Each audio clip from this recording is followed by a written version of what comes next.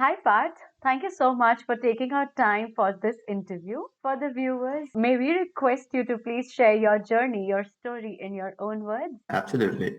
So my name is Parth Kaushik. I am from Jaipur. I have an undergraduate degree in computer science engineering, which I did from VIT University, Vellore. I graduated from the college in 2015 and I joined Microsoft right after that and worked there in Hyderabad for 4 years. First 2 years as a consultant and next 2 years as a project manager. So while working in Microsoft, I realized that my strengths are more towards communication and stakeholder management and project management. So I thought of like doing an MBA. I decided to do an MBA at like second or third year in my job work experience. And then I started preparing for it, gave my GMAT, went to University of Washington, Foster School of Business in Seattle, spent 2 years from 2019 to 2021 over there, interned with Amazon, and finally I am working there in Amazon as a senior program manager in the operations and supply chain business. So yeah, that's like about me. Apart from work, I enjoy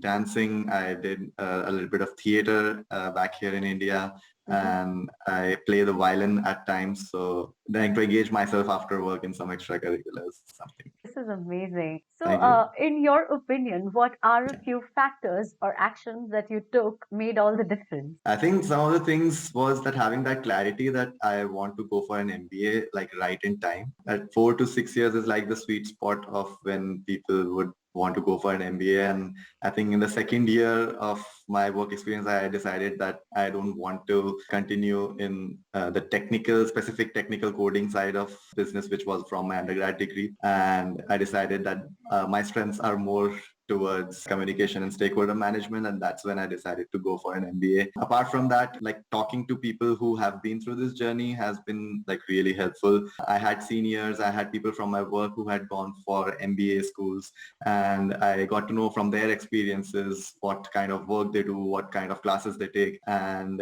that's something that excited me, and I became more and more sure after that. And yeah, taking GMAT, like all of that prep work, getting some more discipline and being prepared for going back to school after like having a work experience. All of that preparation was something that helped me in this journey. Wow, this is interesting. So, with the benefit of hindsight, what are a few mistakes that you believe you committed in the process? Yeah. So some of the mistakes that I did was I took my GMAT pretty late. So the application start in September and I took my GMAT somewhere around August. So I did not have a lot of time left after I had taken my GMAT to research a lot on schools and work on my essays a lot. But that's where Experts Global actually helped me because I told them that this is last moment, but I would need someone to like read my essays and give me feedback on that and help me in the application process. So that's where I got saved. Another like mistake was that I did not negotiate for scholarships in school, which I feel is something a lot of people do not know, that you should negotiate for sure because the schools are willing to give that. So that was another thing. And one of the final things was initially I had that mindset that if I want to go for an MBA into a foreign school, I would only go for like the top 10 US schools. Otherwise, I will not go for that. But I think after talking to the consultants and experts and even talking to a lot of my friends overseas, I realized that having a good, better mix of like the good schools and the schools that you can target, which are like easier for you, that is also great because in the end, everybody lands up into like similar companies with same jobs and same profiles. So it's good to like diversify your application process in that way. Right.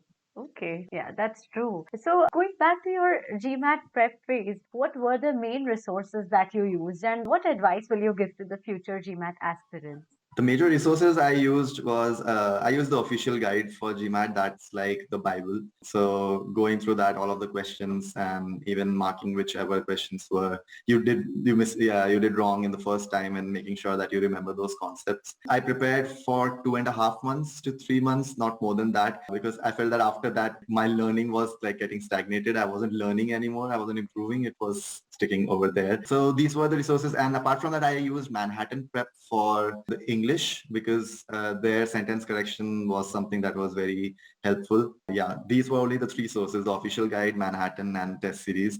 And that was it because there was no point getting more and more resources. Like these were enough to finish in 2.5 months and then give the GMAT scores. All right.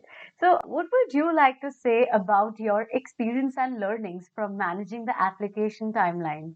The managing the application timeline. So yeah, I applied to a lot of schools. I applied to 10 schools. So managing the timeline, the major challenge for me was like once I had the initial draft of essays ready. So most of the schools have like similar questions, a lot of similar questions like short-term goals, long-term goals. After having done that, I wanted to like research on each of the schools that I really wanted. And in terms of that, I had to go through their websites. I contacted a lot of alumni and current students over there. So that was something that took time because at that point of time, not everyone is available. You have to schedule the time according to like the people who are in the MBA program and they are busier than you are. So they are giving you time for free.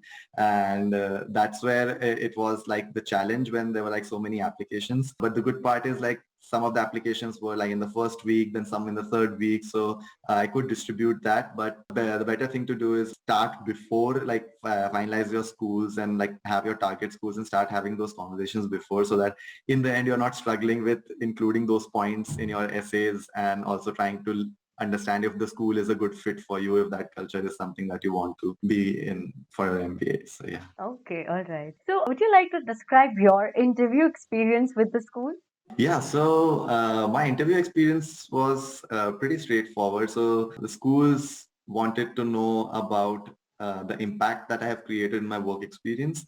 So they would ask about my experiences with customers, with difficult customers, experiences with data, and where I have shown leadership skills, Okay. and even my failures. And almost every interview that I had given, every school wanted all to know about me beyond my work as well, because that is something that we generally like mistaken that it's just about work experience and getting those stories out. But like in the MBA, they also want people who have diversity in their personality. So talking about who you are as a person, what things are you passionate about, what things have the drive in you.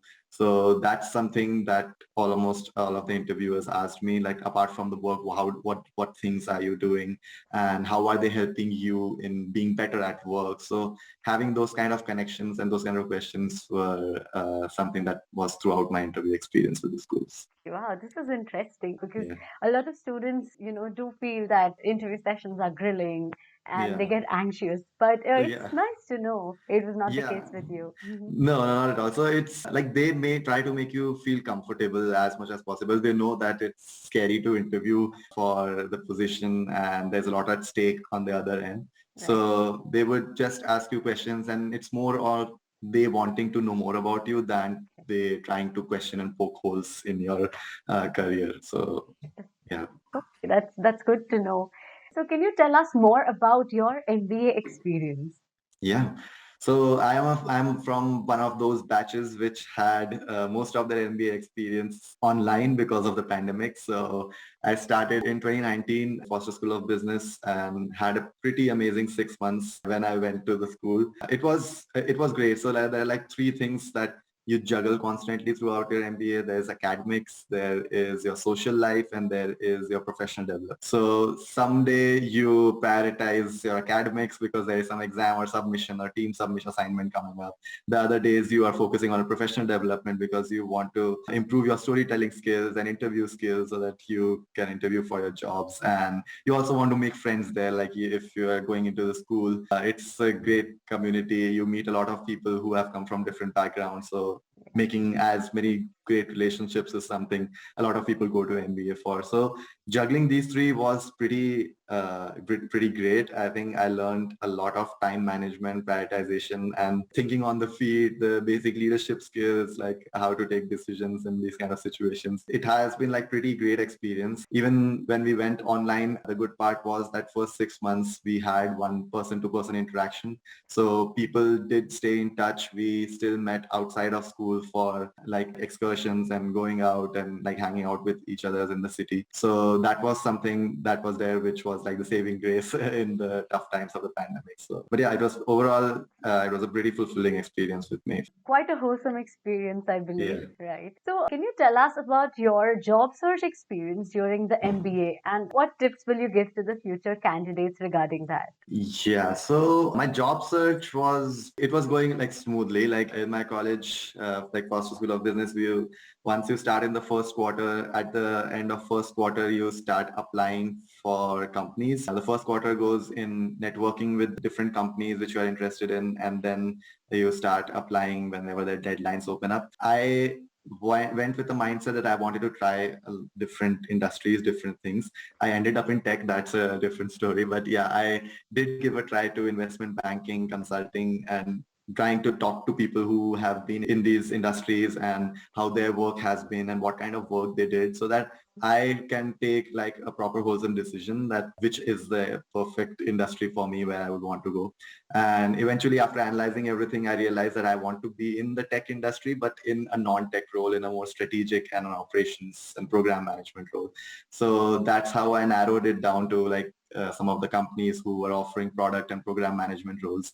And Amazon had come on campus for us. So I applied there and got through the interview process. So they have like an extensive interview process, and the whole school, there's a career management at the school, as well as your seniors, your second years. Everyone is there to like help you and guide you for each of the interview, each step in the interview process.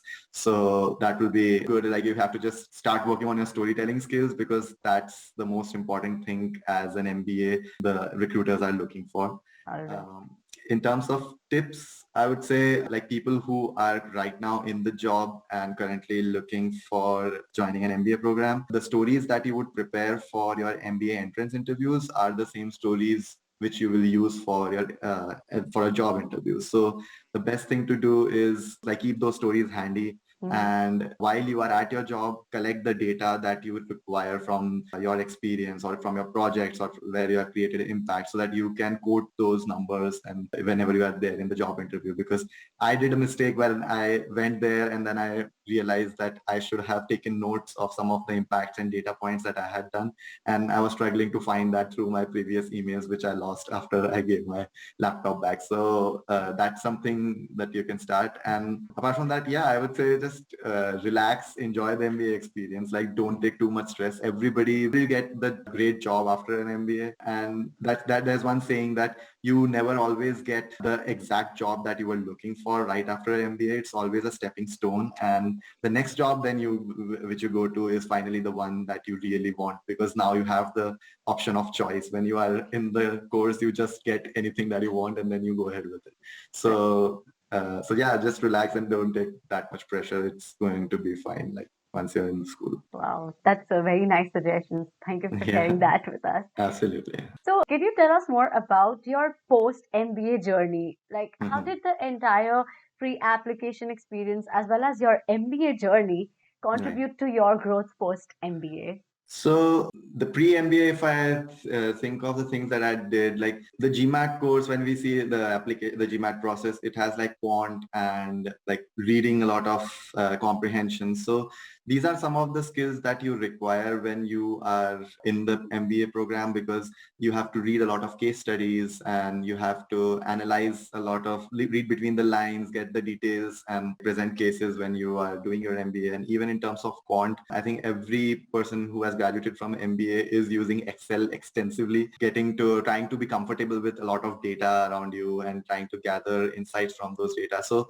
that's like the foundation where the prep of GMAT which starts for your future. And then that gets accentuated when you start taking these courses on finance, accounting, data analytics in your MBA.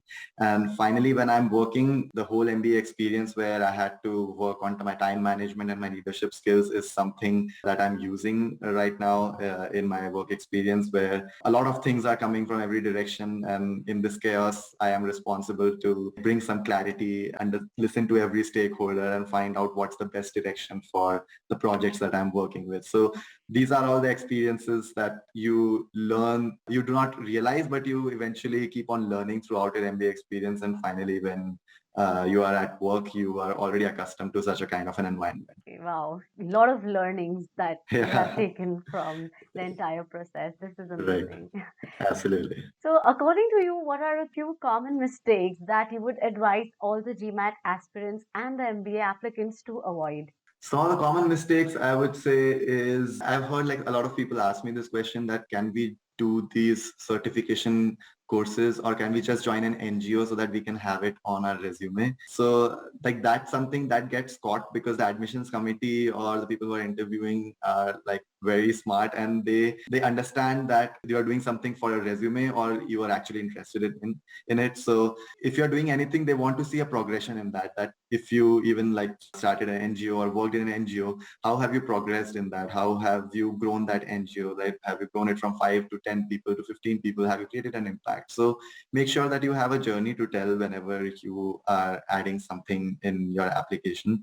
Definitely talk about things beyond your work experience as well. Like everybody has great work experience. People who are applying from India specifically are like you have a lot of people with similar backgrounds. So Right. to stand out, it's best that you talk about things that are specifically personal to you and always do that research with the school. Like don't just apply to the school without talking to people in that school because you will always get inside information from people who have been through that journey, like some of the clubs and activities which are not there on their portal, on their website. So that shows that you have done that extra bit and taken that interest of knowing more about the school. And if it matches and fits with your personality, then that's well and good. If there's some school where you feel is completely different from who you are, then don't just apply to that school just for the sake of it. Find a good balance. The ranking of the school is not going to make a lot of difference in the career that you will eventually end up into. So yeah, definitely choose the what's best for you and what you relate to the most. That's the advice that I can give. Okay, that's amazing. So, is there any final message or suggestion that you would like to give to all the viewers watching this video? Final message would be, I would say that I really enjoyed my journey. I think there have been transformational experience from how I started before and the things that I have learned and this MBA journey. I feel it's a great place to be. It's a great course to be a part of. You learn a lot of things and you grow really well. So I wish everyone good luck. And I would say that, yeah, just keep hustling, work hard, but don't take a lot of stress. It will all eventually be fine with the whole process. Right. So, thank you so much, Parth, for sharing your entire journey with us. It's been such an inspiration. And Thank you. we really would like to congratulate you on your journey to success. Thank you And so much. yeah, we look forward to knowing more about your success stories in the future as well. Absolutely. Yeah. And I thank Experts Global as well because they helped me at the time when I really needed some help for getting into the application. So yeah, thank you so Okay. much. Thank you so much for your time. Thank you.